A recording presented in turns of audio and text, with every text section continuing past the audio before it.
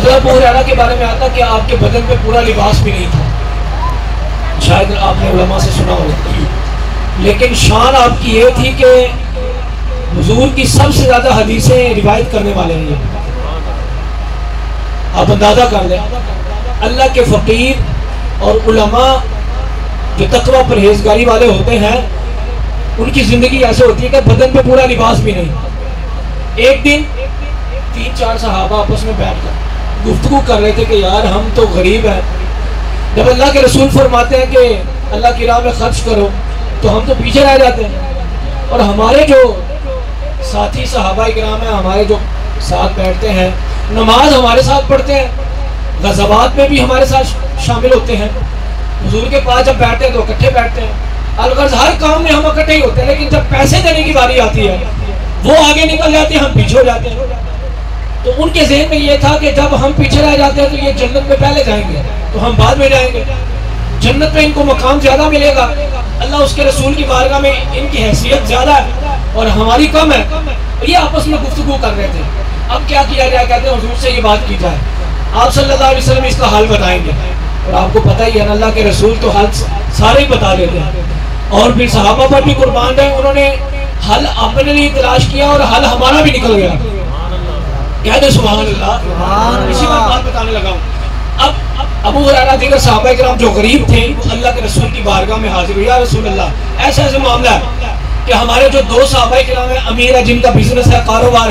جب آپ اعلان کرتے ہیں مسجد نبوی کے لیے تو غزوات میں تو اللہ کی خرچ کو وہ دیتے ہیں، ہمارے پاس ہوتے ہی نہیں، ہم کہاں سے دیں؟ یا رسول اللہ نماز ہمارے ساتھ، غزوات میں ہمارے ساتھ، آپ کے پاس بیٹھنے میں ہمارے ساتھ، نیکی کرنے میں ہمارے ساتھ، روزہ رکھنے میں ہمارے ساتھ، لیکن جب پیسے دینے کی باری آتی ہے وہ آگے ہم پیچھے، تو ہمارا ذہن کہتا ہے جنت میں وہ پہلے جائیں گے، جنت پہ اللہ محلہ زیادہ عطا فرمائے گا، ہم کیا کریں؟ اللہ کے رسول فرمانے لگے، کہتے سبحان اللہ، آپ توجہ فرمائیں،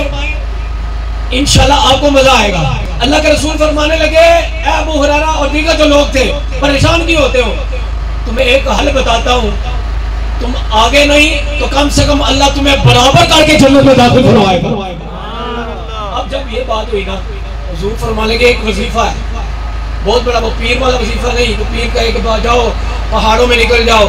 یا وہاں پر جاؤ نا، رات کو چھت کے اوپر چڑھ کر سردی گرمی میں بڑا وظیفہ کرو تو صبح اٹھو گے تو جھولی بھری پیسوں کی آ جائے گی، وہ وظیفہ نہیں۔ اللہ کے رسول جنت کا وظیفہ عطا فرما رہے ہیں، فرمایا کہ وظیفہ دینے لگا ہوں۔ عرض کی یا رسول اللہ پھر وظیفہ بہت بڑا ہوگا، جنت میں جانا نا، حضرت عثمان غنی کے ساتھ جنت میں جانا برابر میں، حضرت عبد الرحمن بن عوف کے ساتھ برابر جنت میں جانا،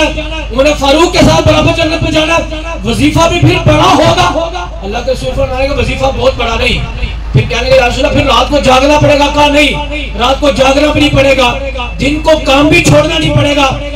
ارشاد فرمایا صرف اور صرف تم یہ ورد اپنا لو، نماز کے بعد نماز سے پہلے سونے لگو، پھر سو کے اٹھو، پھر کام کرتے ہو، کیا